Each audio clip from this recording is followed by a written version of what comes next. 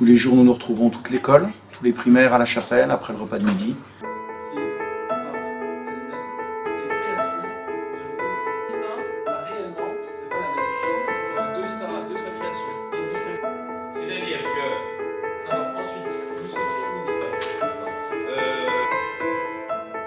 Donc un cours sur les états de vie, le sacerdoce, la vie religieuse et le mariage.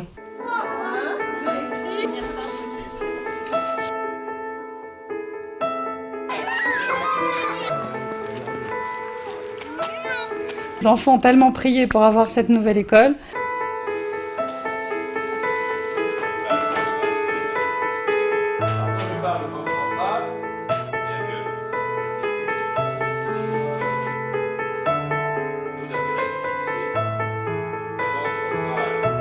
Former les intelligents d'une façon catholique.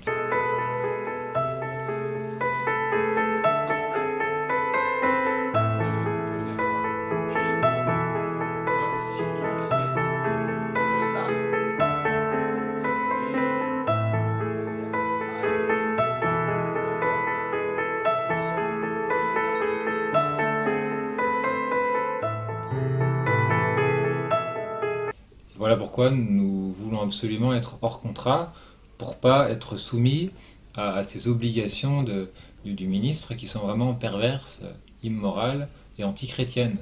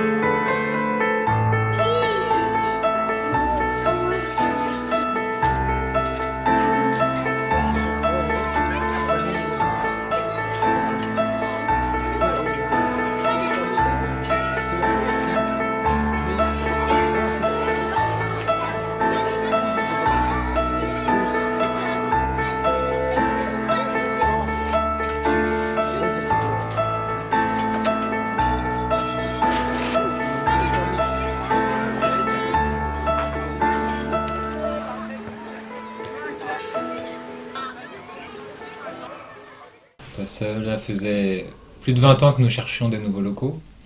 Nous étions à Courbevoie l'année dernière.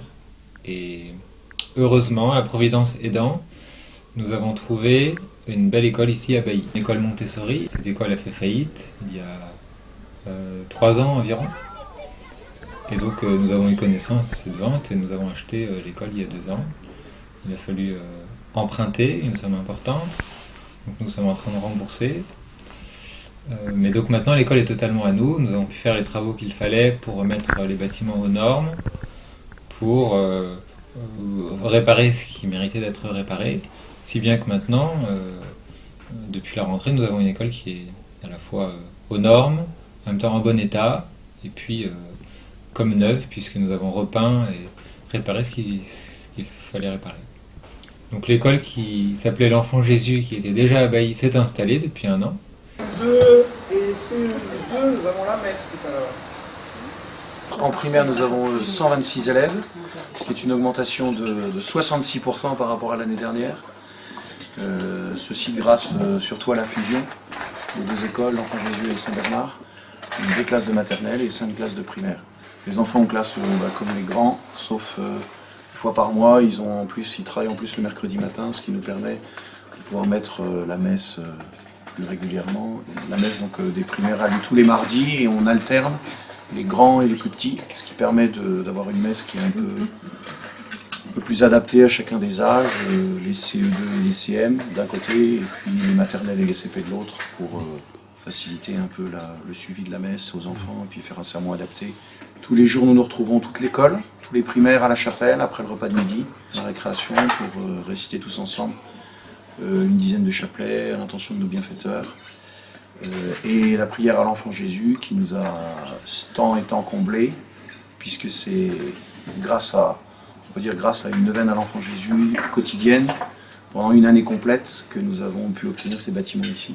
Et puis bien sûr l'enseignement religieux, Donc le cours de catéchisme 2 fois par semaine, et pour les plus grands, les CE et les CM, un cours de liturgie d'histoire sainte qui leur donne ainsi l'enseignement religieux. Il dépasse un peu seulement le catéchisme, c'est aussi important que les enfants comprennent ce qui se passe à la messe, les temps liturgiques, l'histoire sainte, l'histoire de l'Église aussi, pour avoir cet enseignement religieux le plus complet possible. Appelez-nous à être généreux, aidez les mieux dans la demeure Seigneur, à vous servir comme on doit servir Dieu. Le cours de religion est divisé un peu en 2 parties, selon l'âge des garçons.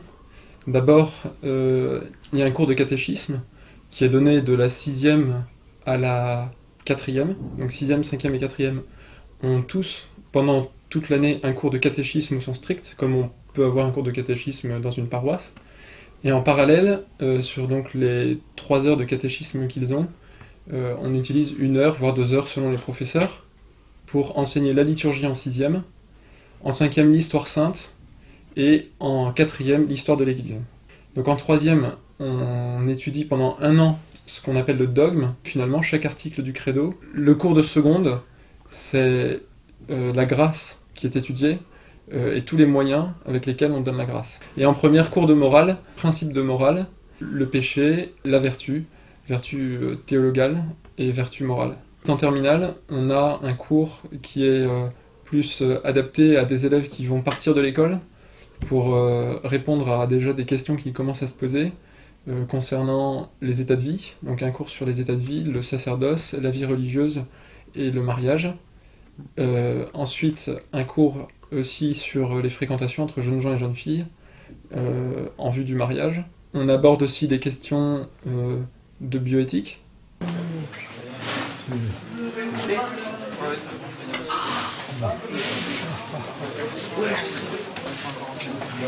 Alors nous résistons, nous voulons former des hommes qui soient à la fois sains intellectuellement, qui raisonnent droitement, et en même temps qui aient une foi solide, qui sachent aujourd'hui dans notre monde rester catholique, réfuter les objections. Je vous salue Marie, pleine de grâce, le Seigneur est avec vous. Vous êtes bénie entre toutes les femmes, et Jésus, le fruit de vos entrailles, est béni.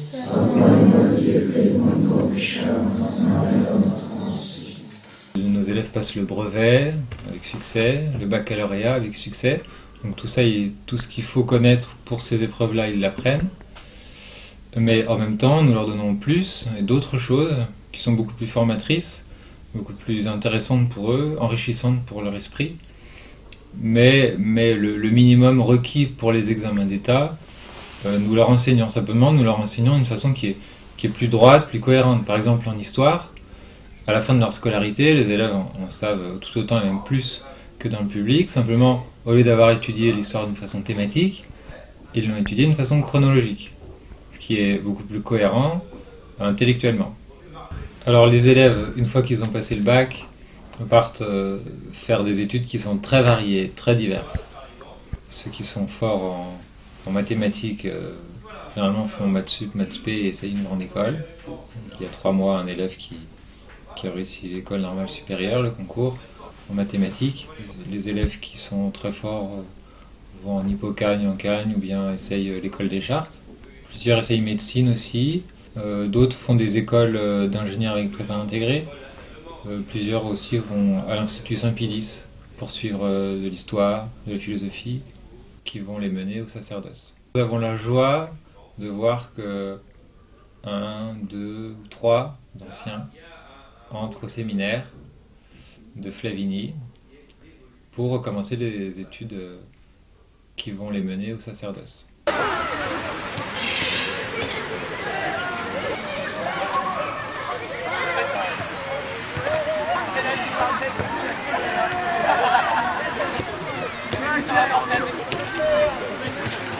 Ça fait 1 an que nous on est déjà ici, on est dans la 2e année. Voilà. Alors l'enfant Jésus a malheureusement disparu, pour le grand malheur de tout le monde. On espère qu'il nous en voudra pas trop, parce que comme on l'a prié, qu'on a été le remercier à Prague le nom de l'école a disparu, on espère qu'il ne nous reprendra pas l'école, on n'aura pas de malheur. C'était l'école de l'Enfant Jésus, donc ça a commencé comme ça. Alors c'est une école qui est quand même, qui a quelques années maintenant, mais qui a démarré donc à petite échelle, avec un petit effectif, et puis qui s'est agrandi au fur et à mesure du temps, et qui enfin a déménagé l'année dernière pour atterrir dans ces locaux, et est devenue cette année l'école Saint-Bernard. Le danger, c'est quoi le danger? Le danger, Je lève le doigt, Eugénie. c'est quand... L'orage était très violent et le tonnerre grondait. Ça veut dire que le tonnerre éclatait, ça faisait beaucoup de bruit. Alors, qu'est-ce qu'il y a de spécial dans une école hors contrat, comme ici? De spécial, alors déjà, il y a la présence du bon Dieu dans toutes les classes, c'est déjà beaucoup. Donc la prière, tous les matins, notre dizaine de chapelets en début d'après-midi à la chapelle. La messe, bien sûr, une fois par mois pour les maternelles en tout cas, et puis je pense qu'on est très près des enfants. L'ambiance doit être très différente. En tout cas, pour ma part, en maternelle, je me considère vraiment, enfin, je me comporte en tant que maman, donc je suis très proche des enfants et on essaye de faire ça dans la joie et la bonne humeur, voilà. Et puis après, il y a le prêtre qui est présent en permanence. Et qui fait toute la différence avec une école, j'imagine, sous contrat.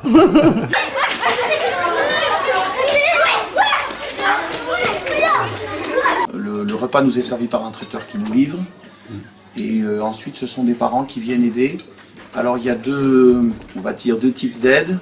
Il y a les dames qui s'occupent du repas du traiteur, donc qui font chauffer, qui mettent le couvert, qui servent les enfants du primaire puis les enfants du secondaire, puisqu'il y a 2 services de repas.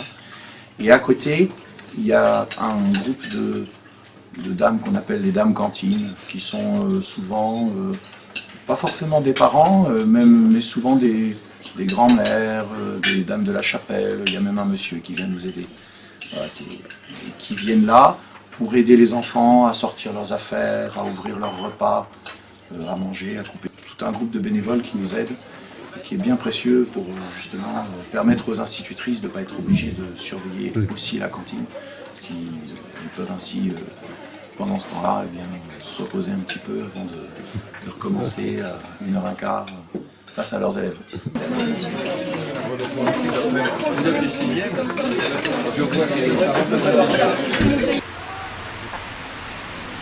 Ces haras sont pas du Gabon, eux. Ceux-là, non, c'est Amérique du Sud. Oui, c'est ça, oui. Amérique centrale. Ça. Alors le latin, ils le commencent en 6e et ils le font jusqu'en terminale. Oui. C'est un enseignement qui est obligatoire au sein de l'école, même si à partir de la première, ils comptent comme au baccalauréat en option. Mais tous les élèves ont obligation de faire cours de latin, et même les élèves qui viennent de l'extérieur qui n'auraient pas fait de latin, doivent rattraper et sont remis à niveau pour suivre les cours de latin dans leur classe.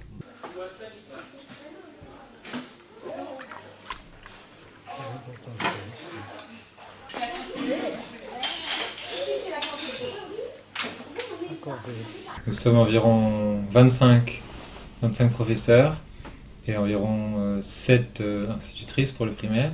Beaucoup de nos professeurs enseignent partiellement chez nous et puis partiellement dans d'autres établissements, soit hors contrat, soit sous contrat, ce qui leur donne une riche expérience et qui leur permet de pouvoir comparer, avoir un jugement peut-être plus objectif sur le niveau, sur les élèves.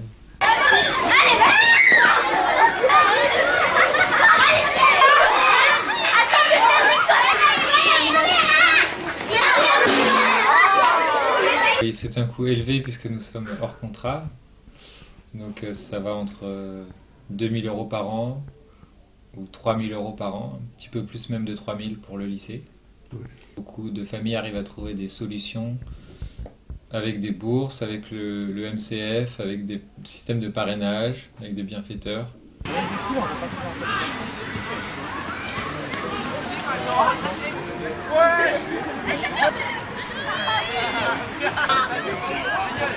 Des cours sur la théorie du genre dès la maternelle, des cours sur Darwin et l'évolutionnisme, des cours.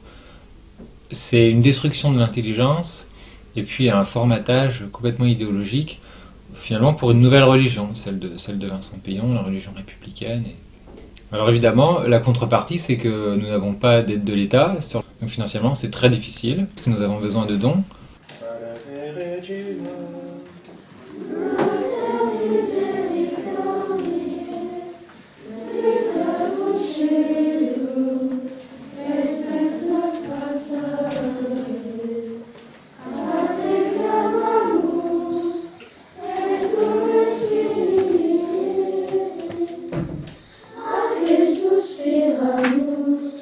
Gementes e fentes, in agloria